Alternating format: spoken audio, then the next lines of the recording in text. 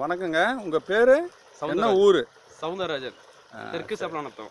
சரிங்க. இப்போது இந்த வயல் எத்தனை ஏக்கருங்க நெல் நட்டுருக்கீங்க? மொத்தம் 3 ஏக்கர்.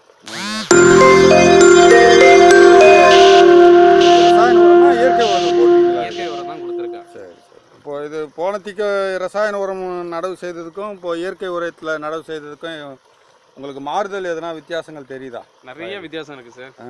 பயிர் நல்லா பணச்சிருக்கு. அந்த மண்புழுவெல்லாம் நான் அதிகமாக பார்த்ததே இல்லை. ஏதோ இப்போ கையில் வச்சிருக்கிறது இந்த நிலத்தில் உருவான மண்புழுங்களா? இது வரைக்கும் நான் பார்த்ததே இல்லை. ஆனால் இப்போ பார்க்குறேன், அதிகமாக பார்க்குறேன். சரி சரி சரி சரி. இப்போ உங்களுக்கு இது ரசாயன உரங்களை விட திருப்தியான விவசாயமாக இருக்குது இல்லைங்களா? நல்ல திருப்தியாக இருக்குது சார்.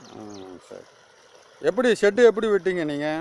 எருவில் கலந்து போட்டிங்களா? எப்படி போட்டீங்க இல்லை நீங்கள்? சார், தண்ணி ஓடும்போது அதில் வந்து ஒரு 500 லிட்டர் பேரில் அப்படியே கொஞ்சம் கொஞ்சமாக கொடுத்துட்டே இருந்தேன். சரி, அந்த நிலத்தில் கொஞ்சம் மண் அள்ளுங்க பார்க்கலாம். எங்கே மண்புழு உரம் இருக்கான்னு பார்ப்போம். அப்படியே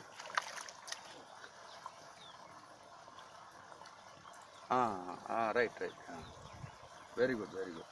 கிட்ட இதே லேண்டு ஃபுல்லாக நல்லா மண்புழு பாருங்கள். ஃபுல்லாக இருக்குது சார், திருப்தியாக இருக்குது.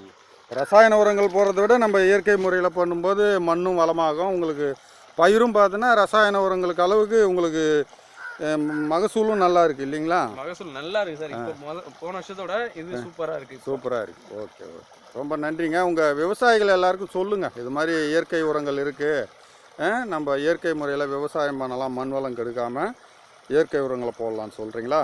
Okay sir. ஓகே, நன்றி.